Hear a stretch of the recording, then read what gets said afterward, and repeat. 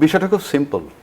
আপনাকে বুঝতে হবে যে এই শেখ হাসিনার কনফারেন্সের আগে সার্জিও গোর যিনি যিনি দিল্লিতে আমেরিকার অ্যাম্বাসেডর, শুধু তাই না, পরিচিতি আছে যে উনি ট্রাম্পের বন্ধু, প্লাস উনি দক্ষিণ এশিয়ার উনি রিপ্রেজেন্ট করেন।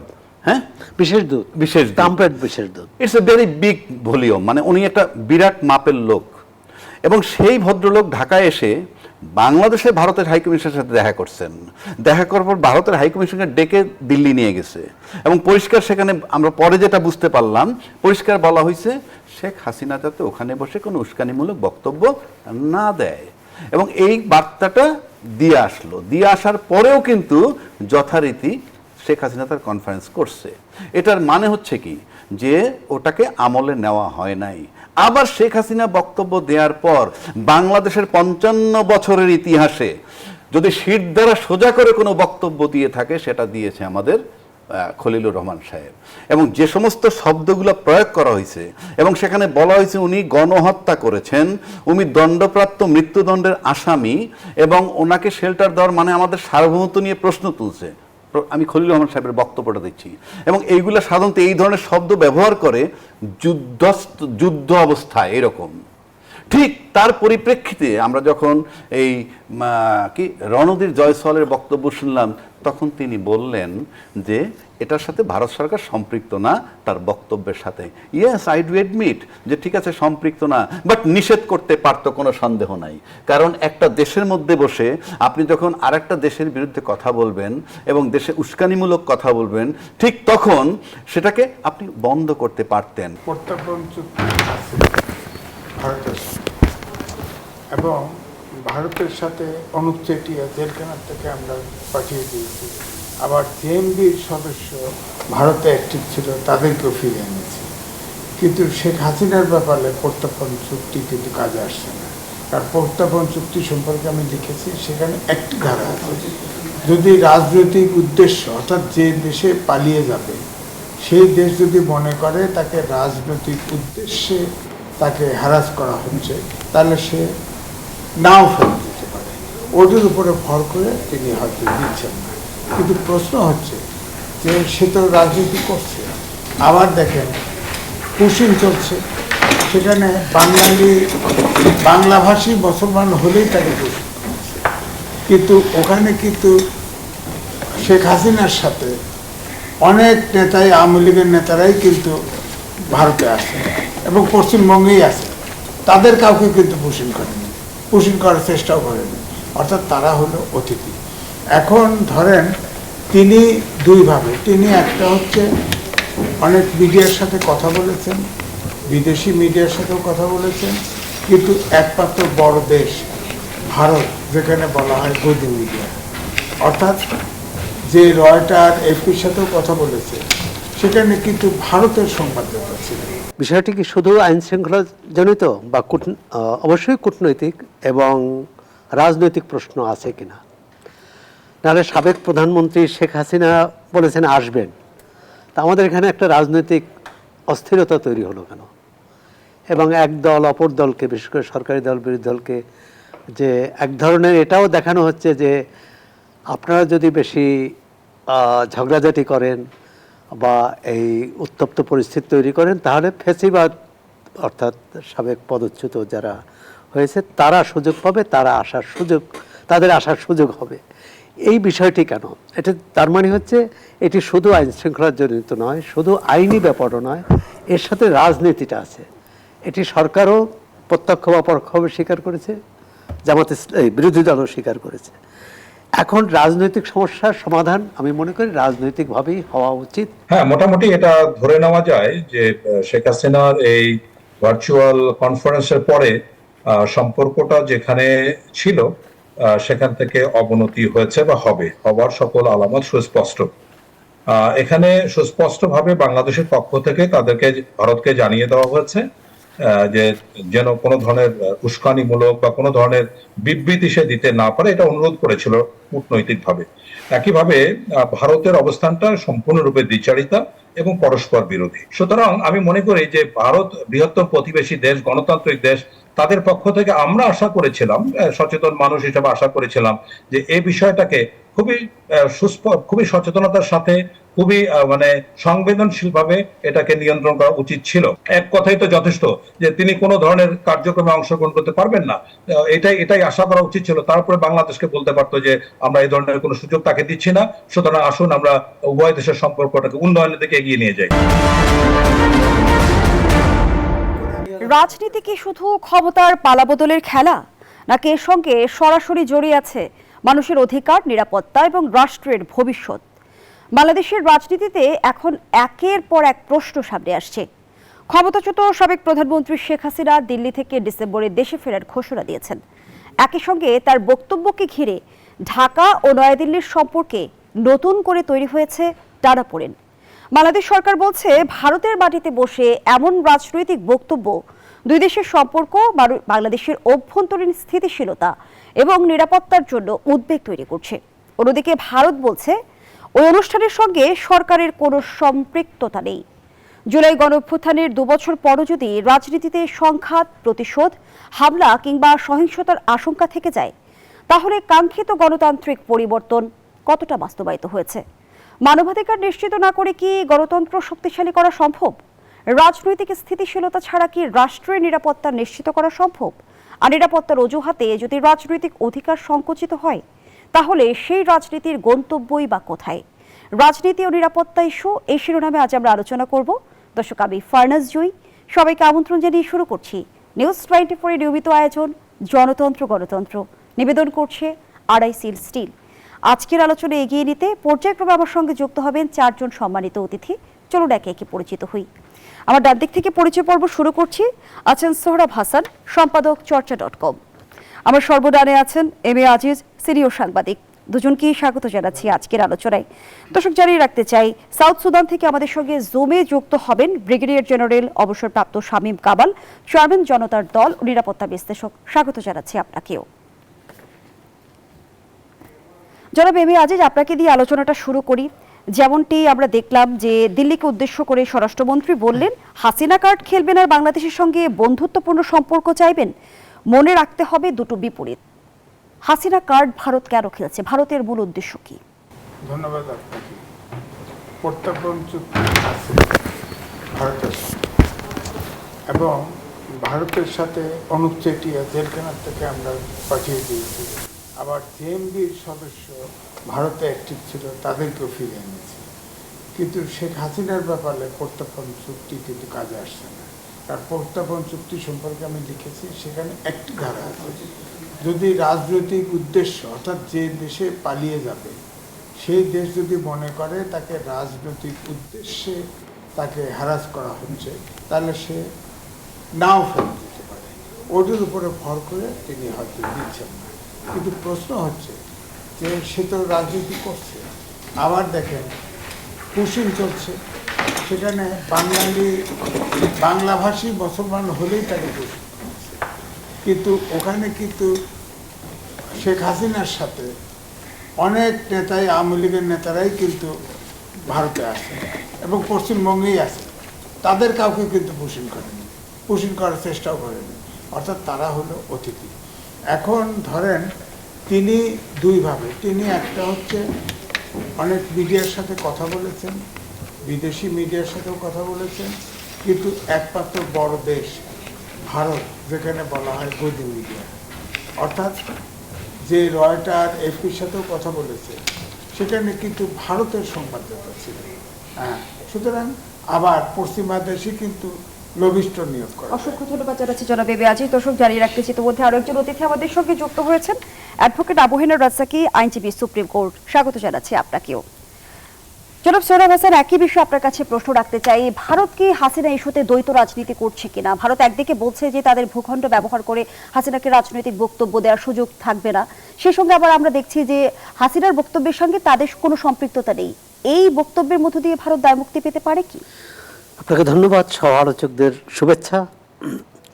বিষয়টি কি শুধু আইন শৃঙ্খলা জনিত বা অবশ্যই কূটনৈতিক এবং রাজনৈতিক প্রশ্ন আছে কিনা? নাহলে সাবেক প্রধানমন্ত্রী শেখ হাসিনা বলেছেন আসবেন, তা আমাদের এখানে একটা রাজনৈতিক অস্থিরতা তৈরি হলো কেন? এবং এক দল অপর দলকে, বিশেষ করে সরকারি দল বিরোধী দলকে, যে এক ধরনের এটাও দেখানো হচ্ছে যে আপনারা যদি বেশি ঝগড়াঝাটি করেন বা এই উত্তপ্ত পরিস্থিতি তৈরি করেন, তাহলে ফ্যাসিবাদ অর্থাৎ সাবেক পদচ্যুত যারা হয়েছে তারা সুযোগ পাবে, তাদের আসার সুযোগ হবে। এই বিষয়টি কেন? এটা তার মানে হচ্ছে এটি শুধু আইন শৃঙ্খলার জনিত নয়, শুধু আইনি ব্যাপারও নয়, এর সাথে রাজনীতিটা আছে। এটি সরকারও প্রত্যক্ষ বা পরোক্ষভাবে স্বীকার করেছে, বিরোধী দলও স্বীকার করেছে। এখন রাজনৈতিক সমস্যার সমাধান আমি মনে করি রাজনৈতিকভাবেই হওয়া উচিত।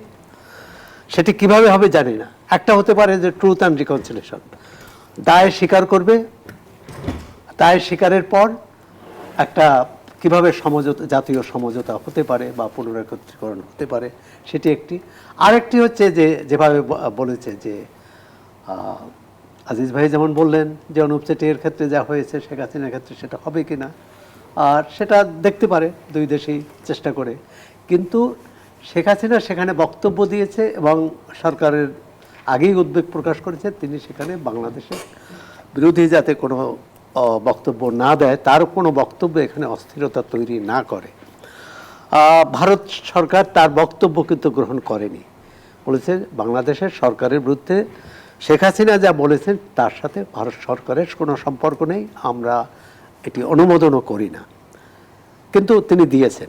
এবং এও সত্য যে ভারত সরকার হয়তো এক ধরনের কি বলে আপসরফা বলবো না, বা দুপক্ষকেই এক ধরনের কাউকে খেপাতে চায়নি।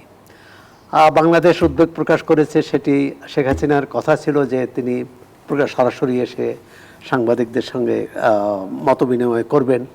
সেটি কিন্তু ভারত সরকারের, আমার যতটা ধারণা যে ভারত সরকারের অসম্মতির কারণেই তিনি আসেননি, অথবা ভারত সরকার সেটা অনুমোদন করেনি। তার প্রশ্ন, তাহলে তিনি যে কথাটি বলেছেন সেটিকে অনুমোদন করেছে? সেটা তারা আর বলছে করেনি। আবার হতে পারে যে বাংলাদেশের পক্ষ থেকে, বাংলাদেশ পররাষ্ট্র মন্ত্রণালয় থেকে বেশ মোটামুটি কড়া প্রতিবাদ জানানো হয়েছে। সেই কড়া প্রতিবাদ ভারত আমলে নিয়েছে কি? প্রতিক্রিয়াতেও তো মনে হয় আমলে নিয়েছে। কতটা নিয়েছে সেটা নিয়ে বিচার বিশ্লেষণ করা যেতে পারে, কিন্তু আমলে নিয়েছে। না হলে তাৎক্ষণিকভাবে আগের দিন এক ধরনের কথা বললেন, পরদিনই কিন্তু সুর নরম হলো। সুতরাং আমি মনে করি যে এটি আইনি প্রশ্ন যেমন আছে, একই সঙ্গে রাজনৈতিক প্রশ্ন আছে, সেটি কিভাবে সমাধান করবে, এটি কূটনৈতিক প্রশ্নের সমাধান ঢাকা, দিল্লি কূটনৈতিক পর্যায়ে করবে, আর রাজনৈতিক প্রশ্নের সমাধানটি রাজনৈতিক নেতৃত্বকে। ধন্যবাদ জানাচ্ছি অ্যাডভোকেট আবু হেরা রাজাকি। ভারত সরকার বলছে হাসিনার বক্তব্য ভারত অনুমোদন করে না, আবার দিল্লিতে বসেই শেখ হাসিনা একের পর এক রাজনৈতিক বক্তব্য দিয়ে যাচ্ছে, তাহলে ভারতকে আসলে নীরব দর্শকের ভূমিকা পালন করছে? ধন্যবাদ আপনাকে এবং আমার দুইজন বিজ্ঞ সহ-আলোচক এবং আপনার নিউজ 24 এর দর্শক শ্রোতা। বিষয়টা খুব সিম্পল। আপনাকে বুঝতে হবে যে এই শেখ হাসিনার কনফারেন্সের আগে সার্জিও গোর যিনি দিল্লিতে আমেরিকার অ্যাম্বাসেডর, শুধু তাই না, পরিচিতি আছে যে উনি ট্রাম্পের বন্ধু, প্লাস উনি দক্ষিণ এশিয়ার উনি রিপ্রেজেন্ট করেন। হ্যাঁ, বিশেষ দূত। It's a very big volume, মানে উনি একটা বিরাট মাপের লোক।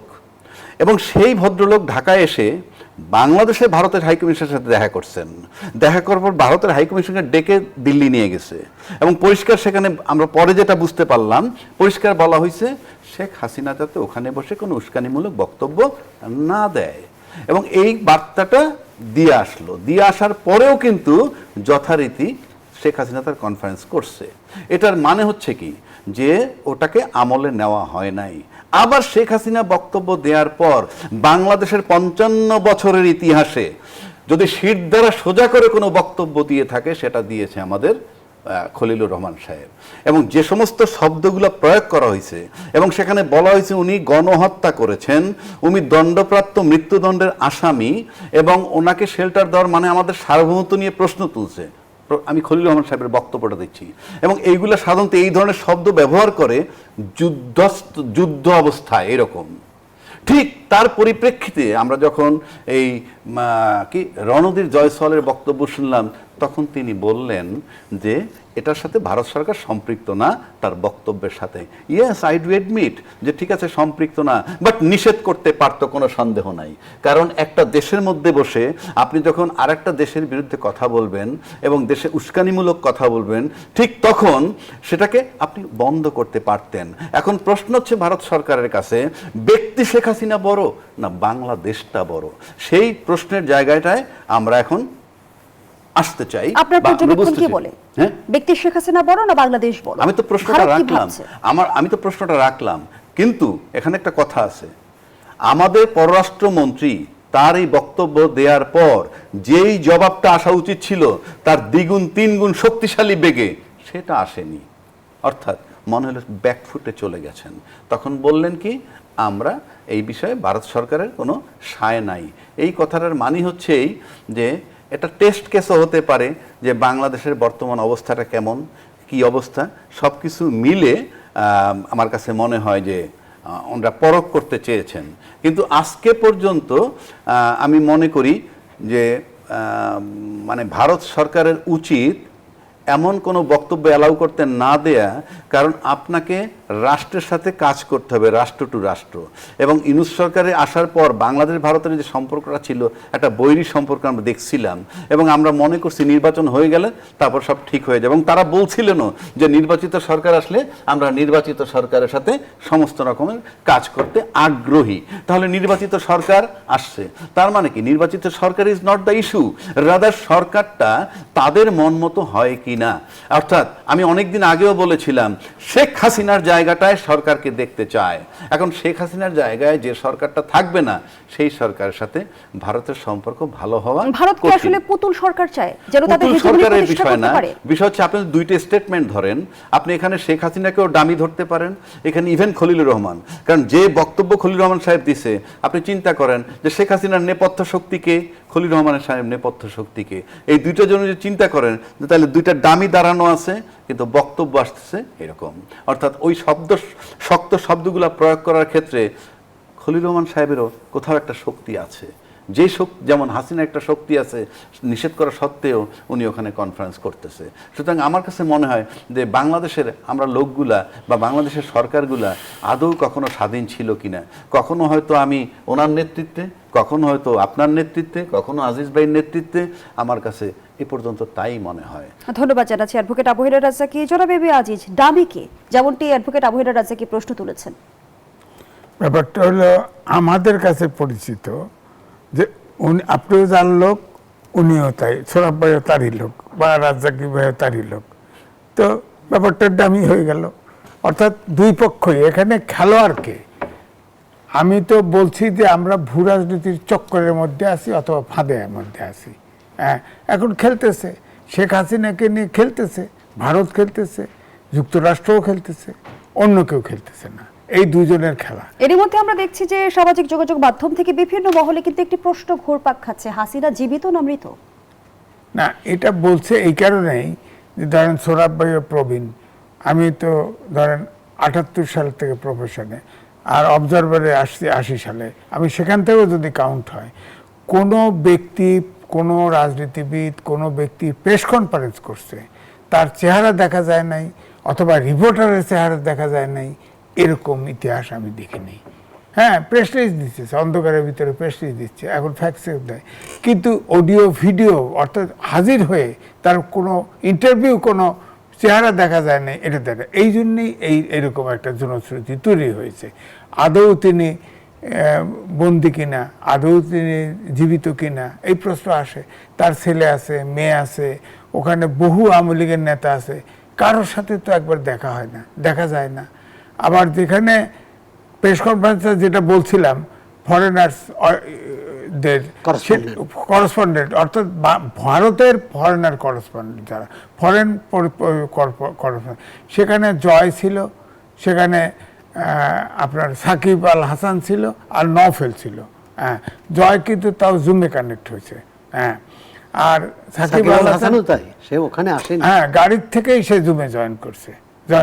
এই খালি উপস্থিত ছিল নওফেল।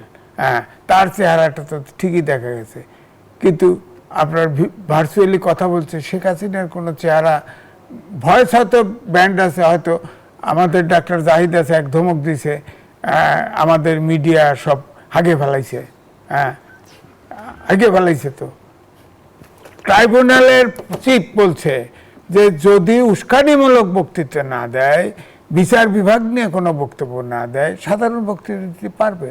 আর তাহলে জাহিদ সাহেব- সরকার এবং চিফ প্রসিকিউটরের বক্তব্যে পার্থক্য আমরা কেন দেখলাম? না, সরকাররা চিফ প্রসিকিউটর বিচারক, বিচারের দায়িত্বে, তাই না? বিচারকটা সে চিফ প্রসিকিউটর। ট্রাইব্যুনালের বক্তৃতা তারটা যদি আমি ধরি, তাহলে তো তিনি তো বলছে যে উস্কানিমূলক বক্তৃতা না দিলে, সাধারণ স্বাভাবিক বক্তৃতা দিলে সে দিতে পারবে বলছে। কিন্তু ডাক্তার জাহিদ বলছিল যে না, সেই বক্তৃতা যদি দেয়, এটা শোনা যায়, তাকে কেউ যদি ছাপে, কোনো মিডিয়া প্রচার করে, তাহলে তাকে আইনের ধন্যবাদ আওতায় আনা জানাচ্ছি হবে। জনাব এম এ আজিজ। এখানে আমি একটু জানতে চাই অ্যাডভোকেট আবহিনা রাজ্জাকি, যেহেতু আপনি নিজে একজন আইনজীবী, আইনের দিকটা যদি আমাদের একটু বুঝিয়ে বলেন, উস্কানিমূলক বক্তব্য আর সাধারণ বক্তব্যের পার্থক্য নির্ধারণের মানদণ্ড কি হতো? আমার কাছে এগুলা এরকম মনে হয় না। একটা কথা বলি আজিজ ভাইয়ের কথা ধরে, যে বলছে যে কথা কেউ কেউ বলছেন শেখ হাসিনা বেঁচে আছেন কিনা। সো বেঁচে আছেন কিনা ইটস এ কোশ্চেন মার্ক। 2 নম্বর, উনি কি বেঁচে আছেন, ধরে নিলাম বেঁচে আছেন, তাহলে কি মানসিক ভারসাম্যহীন কিনা? কারণ হচ্ছে, এটা কেন বলছি কথাটা, এই যে আজিজ ভাই বললেন যে এত আয়োজন করে যখন আপনি একটা প্রেস কনফারেন্স করবেন, সভ্য জগতের কোথাও নাই যে প্রেস কনফারেন্স করবো অথচ তার চেহারা দেখবো না। তার মানে it's a question mark, there is a doubt. আর ডাউট যখন থাকবে, আমি যখন তাকে ফিজিক্যালি দেখতেছি না, তখন ওই বক্তব্যগুলো আদৌ তার কিনা। কারণ এখন এআই এর যুগে অনেক কিছু সম্ভব, অনেক কিছু সম্ভব। আর আপনি যদি এখন চিফ প্রসিকিউটর কি বলছে, যে উনি যদি উস্কানিমূলক বক্তব্য না দিয়ে থাকেন, মানে ছাড়া যদি কোনো বক্তব্য দেন, উনি এটা ডিফাইন করবেন কিভাবে, পার্থক্যটা করলেন কিভাবে, ইন অ্যাডভান্স ওনার বলার দরকারটা কি, তার মানে কি? এর মানে আমি যেটা আগেও বলছি, যে আওয়ামী লীগের সাজানো সংসারের ভিতরে কি এই সরকার ঢুকলো? তা না হলে আপনি বলেন আপনি আইসিটি দিয়ে সিরিয়াস ট্রায়াল দিবেন। আমরা অতীতে দেখছি তাজুল ইসলাম ট্রায়াল দিচ্ছে, কতগুলা মামলা করছে। কেউ কেউ বলছে সে জামাতের লোক। জামাতের লোক সে, বিচারকগুলোও কি জামাতের? বিচারকগুলোও কি জামাতের? তাকে আপনি বলতে পারেন বিচারক জামাতের, জামাতের হলে তারা সরাইয়ে দেন। আবার তাকে সরাইলেন কেন? সরাইয়ে যাকে আনছেন, আপনি তো রিলেভেন্টই না আপনার সাথে এই বিষয়টা, যে শেখ হাসিনা কি ধরনের বক্তব্য দিতে পারবে কি পারবে না, এটা কি চিফ প্রসিকিউটরের সাথে রিলেটেড, কোনোভাবে রিলেটেড? কেন আপনি বলছেন? তার মানে you are creating problem over here. কারণ একটা রাষ্ট্রে বসে সে যখন বলতেছে সে আমার নিয়ন্ত্রণের বাইরে, সেই নিয়ন্ত্রণের বাইরে যে লোকটা, তাকে আমি এখানে বসে কন্ট্রোল করতে পারি না। পাশাপাশি আপনি তাকে অ্যালাউ করছেন টু সাম এক্সটেন্ট। এটা বলার মানে তো অ্যালাউ করা, যে উস্কানিমূলক বক্তব্য যদি না হয় তাহলে আপনি দিতে পারবেন। আপনি কে ভাই এটা বলার? অসংখ্য ধন্যবাদ জানাচ্ছি অ্যাডভোকেট আবহিনা রাজ্জাকি। এবার আমরা একটু জমি যেতে চাই, আমাদের সঙ্গে যুক্ত আছেন অবসরপ্রাপ্ত ব্রিগেডিয়ার জেনারেল শামীম কামাল। জনাব শামীম কামাল, শেখ হাসিনা ইস্যুকে কেন্দ্র করে কি বাংলাদেশ ভারত সম্পর্কে নতুন করে টানাপোড়েন সৃষ্টি হওয়ার সম্ভাবনা দেখছেন? জি, আপনাকে ধন্যবাদ। নিউজ 24 এর দর্শক শ্রোতৃ মণ্ডলী এবং আজকের বিজ্ঞ সহ আলোচক। হ্যাঁ, মোটামুটি এটা ধরে নেওয়া যায় যে শেখ হাসিনার এই ভার্চুয়াল কনফারেন্সের পরে সম্পর্কটা যেখানে ছিল সেখান থেকে অবনতি হয়েছে বা হবার সকল আলামত সুস্পষ্ট। এখানে সুস্পষ্টভাবে বাংলাদেশের পক্ষ থেকে তাদেরকে, ভারতকে জানিয়ে দেওয়া হয়েছে যে যেন কোনো ধরনের উস্কানিমূলক বা কোনো ধরনের বিবৃতি সে দিতে না পারে, এটা অনুরোধ করেছিল কূটনৈতিকভাবে। একইভাবে ভারতের অবস্থানটা সম্পূর্ণরূপে দ্বিচারিতা এবং পরস্পর বিরোধী। কেননা তারা বলছেন যে এখানে কোনো রাজনৈতিক কর্মকাণ্ড করতে দেওয়া হবে না, কিন্তু তাকে অনুমতি দেওয়া হচ্ছে এরকম ভার্চুয়ালি যোগ হয়ে মোটামুটি অনেক, মানে সারা পৃথিবীতে যত মানুষ তারা দেখেছে, তো এটা একটা বড় একটা স্টিমুলাস হিসেবে কাজ করবে। এটা জেনে শুনেই ভারত এটা অ্যালাউ করেছে। এখন নতুন যে বিতর্কটা উদ্ভব হয়েছে বা উঠে এসছে যে তিনি জীবিত কি মৃত, এটা একটা নতুন বিষয়। এখন তিনি জীবিত কি মৃত সেটা বড় কথা নয়, বড় কথা হচ্ছে যে কি কথাটা প্রচার করা হলো, দ্যাট ইজ ইম্পর্টেন্ট। এবং তার থেকে বড় যে প্রশ্ন, যে ভারতের মানে শেল্টার থেকে, তাদের আশ্রয় থেকে ভারত সরকার এটাকে কূটনৈতিকভাবে অ্যালাউ করছে। ভারত বাংলাদেশ সম্পর্ক যেটা বটম রক পর্যায়ে পৌঁছেছে, মানে বলতে গেলে তলানিতে, এর নিচে আর যাওয়ার কোনো সম্পর্ক নেই, এর সম্ভাবনা নেই। তখন মানে ভারতের সাবেক সেনাবাহিনী প্রধান বলেছিলেন যে একটা রাজনৈতিক সরকার আসলে সম্পর্কটা স্বাভাবিক হতে পারে। তো এরকম একটা যখন নতুন রাজনৈতিক দল বাংলাদেশের সরকার গঠন করলো, তারপরে ভারতের দিক থেকে সর্বপ্রথম যে দায়িত্বটা পালন করা উচিত ছিল, যে এটাকে খুব সংবেদনশীল অবস্থাতে এই বিষয়টাকে মানে হ্যান্ডেল করা। কিন্তু সেখানে আমরা দেখলাম যে যখন দ্বিপাক্ষিক সম্পর্কটা উন্নয়নের বিভিন্ন কাজকর্ম চলছিল সাইড বাই সাইড, মানে খুবই আশ্চর্যজনক যে বিষয়টা আমরা দেখলাম যে একটার পর একটা ঘটনা এটা রীতিমতো প্রভোকেটিভ এবং এটা উত্তেজনাকে বৃদ্ধি করা বা আগুনে ঘি ঢালার মতো অবস্থা। দেখুন আপনি বর্ডারে পড়ছেন, তারপরে শুভেন্দু অধিকারীর বিভিন্ন রাজনৈতিক দলের বিজেপির নেতৃবৃন্দ, বিশেষ করে পশ্চিমবঙ্গের মন্তব্য, তো সবকিছু মিলে সম্পর্কটাকে আরো খারাপের দিকে নিয়ে যাচ্ছিল। ইতোমধ্যে যে বিষয়টা দৃষ্টি আকর্ষণ করেছে কূটনৈতিক মহলের, যে আপনার মাননীয় প্রধানমন্ত্রীর ভারত সফরকে কেন্দ্র করে এখন আমরা এখানে দেখলাম যে তাকে আমন্ত্রণ জানা হচ্ছে। মাননীয় প্রধানমন্ত্রী মালয়েশিয়া এবং চীনে গেছেন, সেটা নিয়ে বহু ধরনের জল্পনা কল্পনা হচ্ছে। এর মধ্যে আপনার বিমস্টেকের সভাপতি হিসাবে তাকে ব্রিক্সে আবেদন করা হচ্ছে, সেখানে যাবেন কি যাবেন না। সুতরাং অনেক কিছু বিষয় নিয়ে যখন একটা বড় ধরনের গোলকধাঁধা তৈরি হচ্ছে, তা এরকম একটা সময়ে সাবেক প্রধানমন্ত্রী শেখ হাসিনাকে দিয়ে ভার্চুয়ালি এরকম একটা কনফারেন্স করা অবশ্যই এটা মারাত্মক ক্ষতের সৃষ্টি করবে। সুতরাং আমি মনে করি যে ভারত বৃহত্তম প্রতিবেশী দেশ, গণতান্ত্রিক দেশ, তাদের পক্ষ থেকে আমরা আশা করেছিলাম, সচেতন মানুষ হিসেবে আশা করেছিলাম যে এই বিষয়টাকে খুবই সচেতনতার সাথে, খুবই মানে সংবেদনশীল ভাবে এটাকে নিয়ন্ত্রণ করা উচিত ছিল। এক কথাই তো যথেষ্ট যে তিনি কোনো ধরনের কার্যক্রমে অংশগ্রহণ করতে পারবেন না, এটাই আশা করা উচিত ছিল। তারপরে বাংলাদেশকে বলতে পারতো যে আমরা এই ধরনের কোনো সুযোগ তাকে দিচ্ছি না, সুতরাং আসুন আমরা উভয় দেশের সম্পর্কটাকে উন্নয়নের দিকে এগিয়ে নিয়ে যাই। সুতরাং সেখানে দেখা গেল এই মুভমেন্টটাকে আমি বিপরীত মুখী একটা মুভমেন্ট মনে করছি, এবং সম্পর্ক যাতে ক্ষতিগ্রস্ত হয় সেদিকে এটা ধাবিত হবে। আমরা যত খুবই সুস্পষ্টভাবে বুঝি যে ভারতের এই ভূমিকা অবশ্যই সমালোচনা হওয়ার মতো বিষয়। ইতিমধ্যে লক্ষ্য করেন সার্জিও গোরের ভ্রমণের পরে মোটামুটি আমাদের অনেক কিছু অফ ব্যালেন্স হয়ে গেছে। বাংলাদেশের কূটনৈতিক অবস্থা, একটা সরকারকে যদি শক্তিশালী অবস্থানে যাওয়া যায়, কোমর সোজা করে দাঁড়ানোর মতো অবস্থানে যাওয়া যায়, মানে আমরা ওই সময়টা কিন্তু নতুন সরকার পাইনি, নতুন সরকারকে ওই সুযোগটা।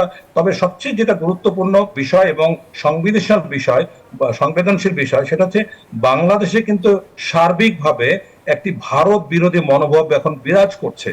এরকম একটা সময়ে যদি ভারতের পক্ষ থেকে ইতিবাচক কোনো পদক্ষেপ নেওয়া না হয়, তাহলে ক্রমাগতভাবে এই সম্পর্কটা টানাপোড়েনের দিকে মানে যাবে।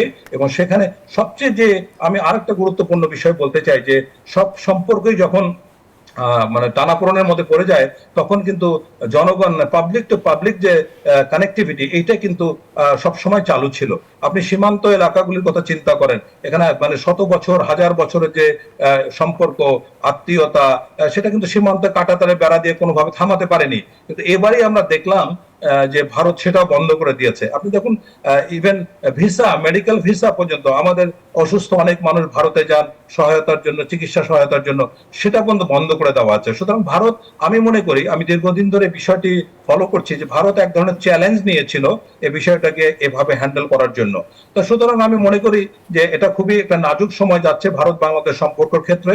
এক্ষেত্রে ভারত বাংলাদেশ উভয় দেশকে অত্যন্ত সতর্কতার সাথে, সংবেদনশীল ভাবে এবং ক্রমাগতভাবে, যেটাই হোক না কেন, যেখানেই থাকি না কেন, আমরা কোনো দেশে কিন্তু উপকৃত হব না। আমরা আশা করি ভারত বৃহত্তম প্রতিবেশী গণতান্ত্রিক দেশ হিসাবে এই সহনশীলতা, মানে এই আনুকূল্য বা এই সহযোগিতা ভারতের কাছে কিন্তু বেশি আমরা আশা করা উচিত। আমি মনে করি সংবেদনশীলতার কথা আপনি বলছিলেন এবং নাজুক পরিস্থিতির কথা আপনি নিজেই তুলে ধরলেন। এই বাস্তবতায় শেখ হাসিনার প্রত্যর্পণ আসলে আদতে কতটা সম্ভব? আমি প্রশ্নটি রাখছি, বিরতি নিয়ে ফিরছি। দর্শক, জনতন্ত্র গণতন্ত্রের এই পর্যায়ে একটা বিরতি নিচ্ছি, সাথে থাকুন। ফিরে এলাম, দেখছেন নিউজ 24 নিয়মিত আয়োজন জনতন্ত্র গণতন্ত্র, নিবেদন করছে আড়াইসিল স্টিল। দর্শক, আমাদের সঙ্গে জুমে যুক্ত আছেন ব্রিগেডিয়ার জেনারেল অবসরপ্রাপ্ত শামীম কামাল। আমরা আবারও যুক্ত হব তার সঙ্গে। জনাব শামীম কামাল, যে প্রশ্নটি রেখে বিরতিতে গিয়েছিলাম, এই মুহূর্তে যে নাজুক পরিস্থিতির কথা আপনি তুলে ধরছিলেন, যে সংবেদনশীলতার কথা আপনিই বলছিলেন, শেখ হাসিনার প্রত্যর্পণ কি আদৌ সম্ভব? জি, আমি মনে করি যে শেখ হাসিনার প্রত্যর্পণ বললে তো আপনার একটা আইনগত বিষয় দাঁড়ায়, সেটা আমি মনে করছি না সম্ভব। কারণ এটার ব্যাপারে যদি আন্তরিক না হয়, যে প্রত্যর্পণ চুক্তি ভারতের সাথে আছে, এক্সট্রাডিশন মানে আইন, সেটা অনুযায়ী বাংলাদেশ কিন্তু যখন প্রয়োজন হয়েছে অত্যন্ত বিনয়ের সাথে, অত্যন্ত আনুগত্যের সাথে অনুপ চেটিয়াকে ভারতের সাথে তুলে দিয়েছে। সো একই আইনে কিন্তু এটাই যথেষ্ট ছিল, শেখ হাসিনাকে ভারত যদি চাইতো বাংলাদেশের কাছে তুলে দিতে পারতো, কিন্তু সেটার কোনো সম্ভাবনা নাই। এখন বন্দী আসেন হিসেবে দিছে। আপনি প্রত্যাবর্তনের বিষয়টি, যেটা তিনি যেটা দীর্ঘদিন ধরে আমরা বেশ কিছু দিন ধরে শুনে আসছি যে তিনি বন্দী আসবেন হিসেবে দিয়ে দিছে। এবং কেউ কেউ ডিসেম্বরে আসবেন বলে মন্তব্য করছেন ইত্যাদি ইত্যাদি। তো সেটা একটা আমি সম্ভাবনা মনে করি যে আছে, এবং এখানে আমি মনে করি কয়েকটা খুবই মানে স্ট্র্যাটেজিক মিস্টেক হয়েছে। যেমন সাংবিধানিক ভাবে মানে আওয়ামী লীগের মতো একটা মানে দীর্ঘদিনের রাজনৈতিক দল যাদের ভিত্তি বিশেষ করে জনভিত্তি খুবই শক্তিশালী, এমন একটি দলকে নির্বাহী আদেশে মানে তাদের কার্যক্রমকে নিষিদ্ধ করা, এটা একটা বড় ধরনের ভুল হয়েছে। এর জন্য জাতিকে বড় ধরনের পেমেন্ট করতে হবে, এটা আমি নিশ্চিত। এবং এটা আমি বলেছি যেদিন নির্বাহী আদেশে আওয়ামী লীগকে বন্ধ করা হয়েছে সেদিনই কোনো না কোনো টকশোতে। এবং তারপর আমি ক্রমাগতভাবে বলে আসি, আপনি দেখুন এই যে এত বড় একটা হত্যাকাণ্ড হলো, যদি 1400 লোককে হত্যা করে মানুষ হত্যা হয়ে থাকে শিশু সহ, 14 জন মানুষেরও কিন্তু বিচার করা গেল না, তাহলে এই যে অন্তর্বর্তীকালীন সরকারের সময় যে যে এজেন্ডা ছিল বিচার, সংস্কার এবং নির্বাচন, কোনোটাই কিন্তু সঠিকভাবে হলো না। এবং কোন রকম একটা নির্বাচন, সেই নির্বাচন নিয়ে এখন মানে ইঞ্জিনিয়ারিং, ডক্টরিং, অনেক গল্প বা রূপকথা আমরা শুনছি। তো সবকিছু মিলে আন্দোলনটা এটাকে গণ অভ্যুত্থান, ছাত্র অভ্যুত্থান, হাঙ্গামা এই ধরনের একটা নেতিবাচক কনোটেশনের মধ্যে ফেলে দেওয়া হয়েছে। এক কথায় এই আন্দোলন সম্পূর্ণরূপে ব্যর্থ হয়েছে। এখন শেখ হাসিনাকে আমরা যেরকম তার মেজাজ মর্জি বুঝি, তার ফেরার একটা সম্ভাবনা আমি মনে করি হয়তো আছে। এবং সেটা যদি হয় তাহলে আমি মনে করি এই মানে নতুন নির্বাচিত সরকার ডিসেম্বরে যদি আসেন, তারপরে একটা টালমাটাল পরিস্থিতি হবে, তাতে কোনো সন্দেহ নাই। অসংখ্য কেননা ধন্যবাদ জানাচ্ছি বাংলাদেশে জনাব এখন শামীম একটা কামাল। ধন্যবাদ জানাচ্ছি। অ্যাডভোকেট আবু হেনা রাজ্জাকী যেমনটি জামায়াত আমির প্রশ্ন রেখেছেন, শেখ হাসিনাকে ফিরিয়ে আনতে দেরি হচ্ছে কেন? তিনি বলেছেন বন্দি বিনিময় চুক্তি বিদ্যমান থাকা অবস্থায় শেখ হাসিনাকে ফিরিয়ে আনতে কেন দেরি হচ্ছে, সরকার কেন নিজ দায়িত্বে ফিরিয়ে আনছে না? শেখ হাসিনাকে ফিরিয়ে আনা কি সরকারের নিয়ন্ত্রণে? ধন্যবাদ আপনাকে এবং আমার দুই সহ-আলোচক এবং অনলাইনে যিনি ছিলেন ব্রিগেডিয়ার সাহেব, তাকে আমার শুভেচ্ছা। এখানে দেখেন অনুপ চেটিয়ার রেফারেন্স আমরা একটা দিয়েছি। অনুপ চেটিয়া কিন্তু এখানে বন্দী ছিল। বন্দি বিনিময় চুক্তি মোতাবেক আমরা একজন আসামিকে ফেরত দিছি, সেটা 2013-র চুক্তি অনুযায়ী।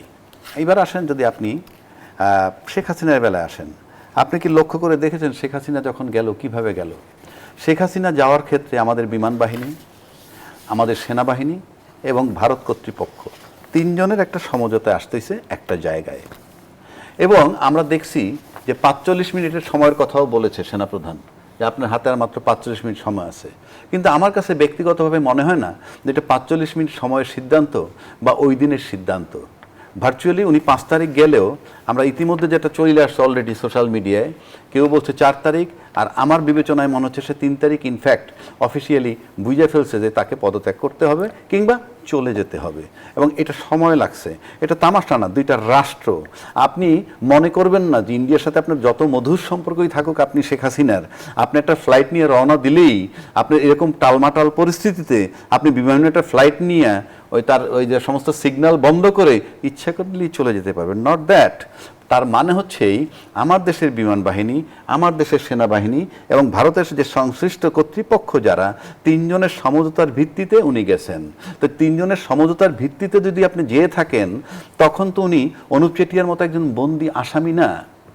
আমার দেশ থেকে তাকে দিয়ে আসা হয়েছে, দুইটা সরকার সমঝোতার ভিত্তিতে নিছে। এই যে সমঝোতার ভিত্তিতে নিলে আপনি 2013-র ওইটা অ্যাপ্লাই করতে পারবেন কি না? কেউ হয়তো বলতে পারে যে আমি একটু আগে কি বললাম এখন কি বলছি। আমি সবসময় যেটা আমার পক্ষে মনে করি যৌক্তিক, আমি ঠিক সেই কথাটাই বলতে চাই। আপনারা তো নিলেন, দুইটা দেশ তো একত্র হয়ে সমঝোতার ভিত্তিতে আপনি নিছেন, তাকে আপনি এখন ফেরত আনবেন কিভাবে, কোন আইনে? এবং তখন তো সে অপর মানে কি বলে আসামি প্রমাণিত হয়েছে ওখানে যাওয়ার পর। কিন্তু আমরা যেটা দেখতেছি যে সেখানে উনি প্রেস কনফারেন্স করতেছেন, সব কিছুতে অ্যালাউ করতেছি, এবং যাওয়াটা ছিল দুই দেশের সরকারের সমঝোতার ভিত্তিতে।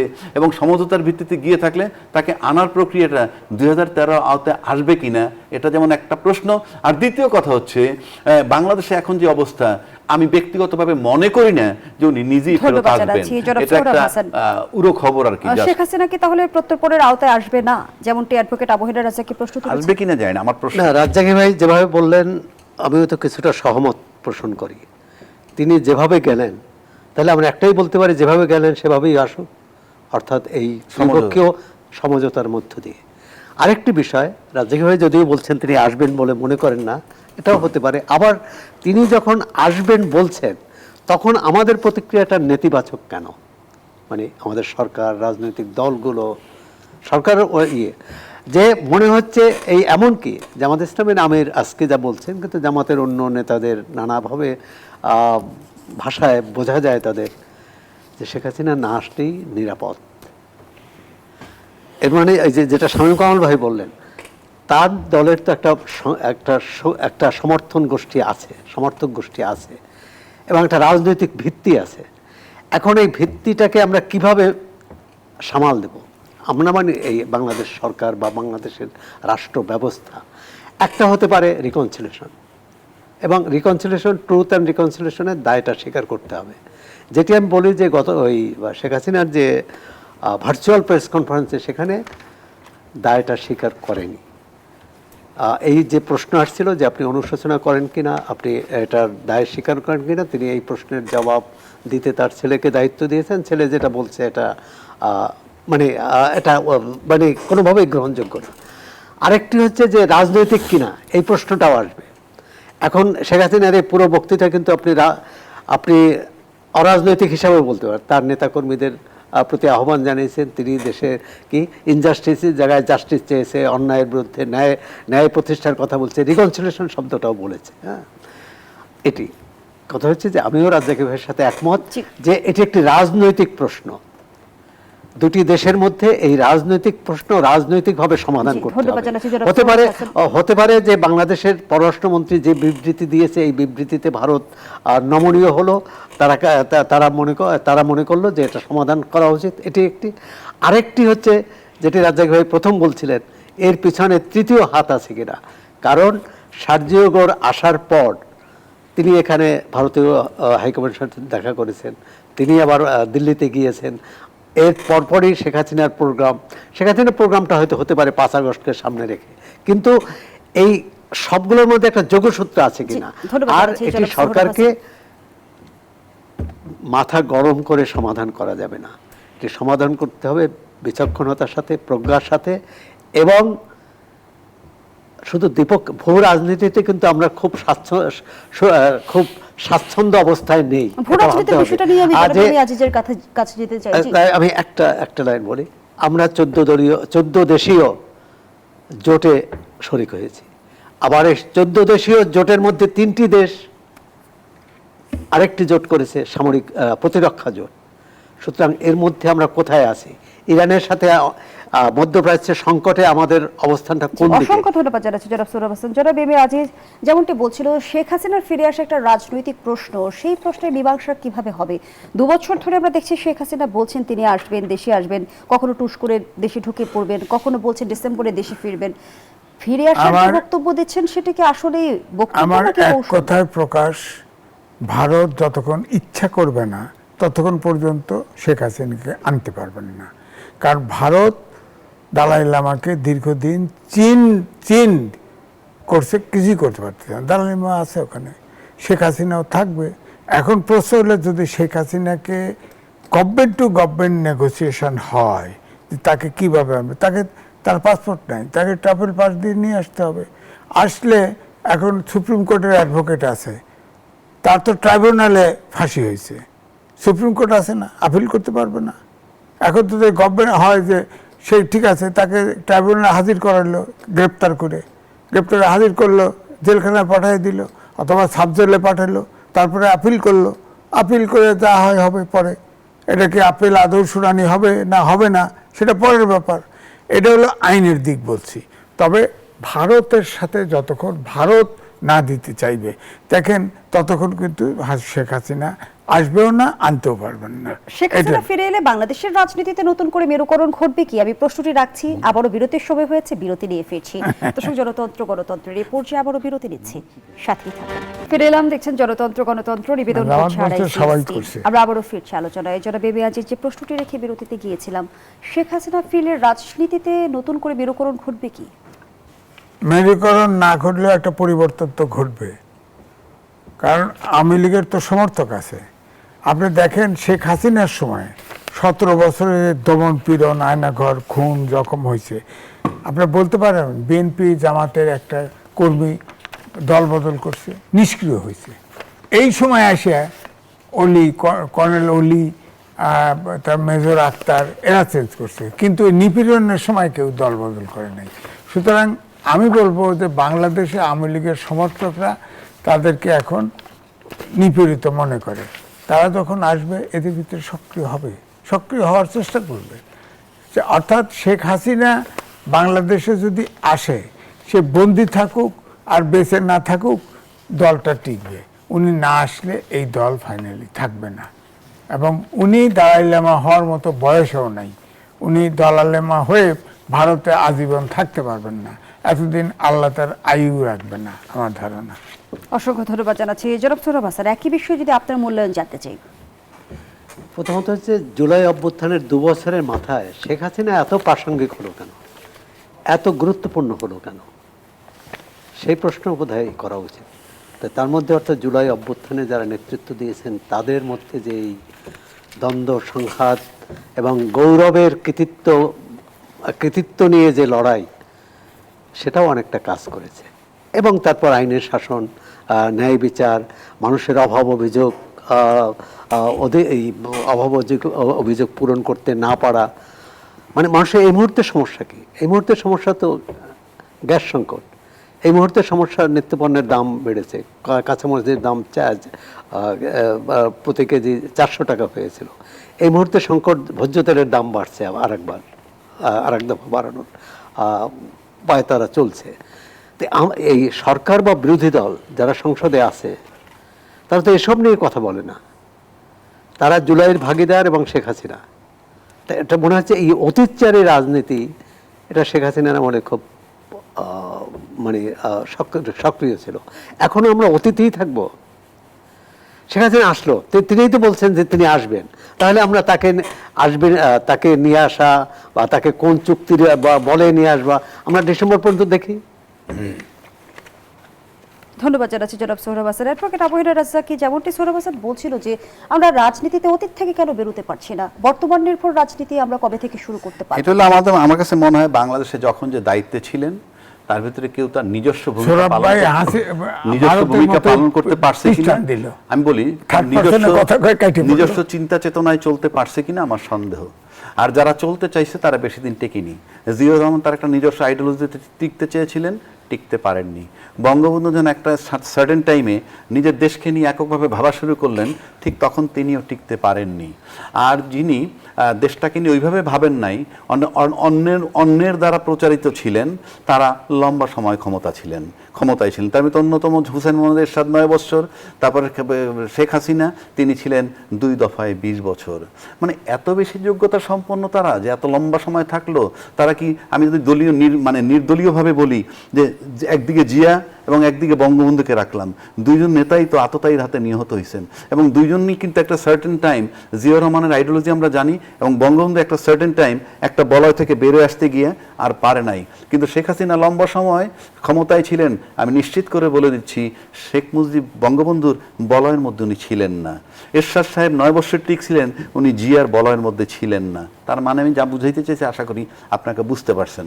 দ্বিতীয় কথা হইল, এই যে ভারতে থেকে শেখ হাসিনা ফেরত আসবে, আপনি ভারতে যাওয়ার প্রক্রিয়াটা সম্পূর্ণ বৈধ কিনা, সম্পূর্ণ বৈধ যদি এই প্রক্রিয়াটা হয়ে থাকে, এর ভিতরে এয়ারফোর্স ইনভলভ ছিল, এর ভিতরে সেনাবাহিনী ইনভলভ ছিল, ভারতের কর্তৃপক্ষ ইনভলভ ছিল, প্রক্রিয়াটা যদি বৈধ হয়ে থাকে তাহলে আপনি ফেরত চান কিভাবে তাকে? 1 নম্বর। আর যদি কোনো আইনের ব্যত্যয় ঘটাইয়া কোনো বৈধ আইনকে অনুসরণ না করে তারা পাঠাইয়া থাকে, তাহলে যারা পাঠাইছে তাদের ব্যাপারে আজও কেন তদন্ত হচ্ছে? অসংখ্য ধন্যবাদ জানাচ্ছি অ্যাডভোকেট আবু-হেনা রাজ্জাকী। আমরা আবারও জুবে যেতে চাই, যুক্ত আছেন জনাব শামীম কামাল। জনাব শামীম কামাল, যেমনটি বিএনপি মহাসচিব মির্জা ফখরুল ইসলাম আলমগীর বলেছেন, যখনই দেশ উপরে উঠতে থাকে তখনই একটি মহল দেশীয় ও আন্তর্জাতিক ষড়যন্ত্রের মধ্য দিয়ে দেশকে পেছনে ঠেলে ফেলে দিতে চায়। জানতে চাই, আমাদের রাজনীতির নিয়ন্ত্রণ আসলে কার হাতে? বারবার কেন আমরা ষড়যন্ত্রের কথা শুনি বা ভিন্ন বলয়ের কথা শুনি? আচ্ছা, আমি ঠিক উপরে উঠতে আমি কখনো দেখি নেই। স্বাধীনতার পরে রাজ্জাকী ভাই যেটা বললেন, স্বাধীনতার পরে কোন সরকার কিন্তু উপরে ওঠার চেষ্টা করেনি, নিজ পায়ে দাঁড়ানোর উপর চেষ্টা করেনি। এবং আমি এভাবেই অনেকবারই বলেছি যে প্রত্যেকটা নির্বাচিত সরকার স্বাধীনতার পরে বাংলাদেশের স্বার্থকে নির্লজ্জের মতো বিক্রি করে দিয়েছে, তাদের ক্ষমতায় থাকার জন্য বা অন্য কোনো যে কোনো কারণেই হোক না কেন। এটা নিয়ে ডিবেটের কিছু দেখি না। এখন যখনই দেশ উন্নতি হলো, এই যে প্রায় 6 মাস হতে গেল, এর মধ্যে আমরা কি গুণগত পরিবর্তন দেখলাম যার মাধ্যমে আমরা শক্তিশালী একটা অবস্থানে যেতে পারবো? আমি কোনো অবস্থান দেখতে পাচ্ছি না কিন্তু। সুতরাং আমরা বরং যেটা দেখতে পেলাম যে সার্জিও গোরের ভ্রমণের মানে বাংলাদেশ সফরের পরে পুরো মানে বাংলাদেশের কূটনৈতিক অবস্থানটা অনেকটা কচু পাতার পানির মতো টলমলে। এবং আমি মনে করি যদি শেখ হাসিনা ফিরে আসেন তাহলে একটা বড় ধরনের টালমাটাল অবস্থা তৈরি হবে এবং নির্বাচিত সরকারের পরবর্তী সময়টা আওয়ামী লীগকে সামাল দিতেই ব্যস্ত থাকতে হবে। কেননা বাংলাদেশের রাজনীতিতে বিএনপি এবং আওয়ামী লীগ ছাড়া যে নির্বাচনগুলি হয়েছে, যে কোনো একটা দল ছাড়া, এটা ভারসাম্যহীন নির্বাচন, এটা বুঝতে হবে। আপনি দেখুন একটা জরিপে আসছে যে 14% মানে স্বৈর শাসক কিন্তু ক্ষমতায় ফিরে আসছে এবং এই সময়টা হলো 6 বছরের মধ্যে তারা ফিরে আসছে। দক্ষিণ এশিয়া খুবই স্পেশালাইজড ব্যাপারে।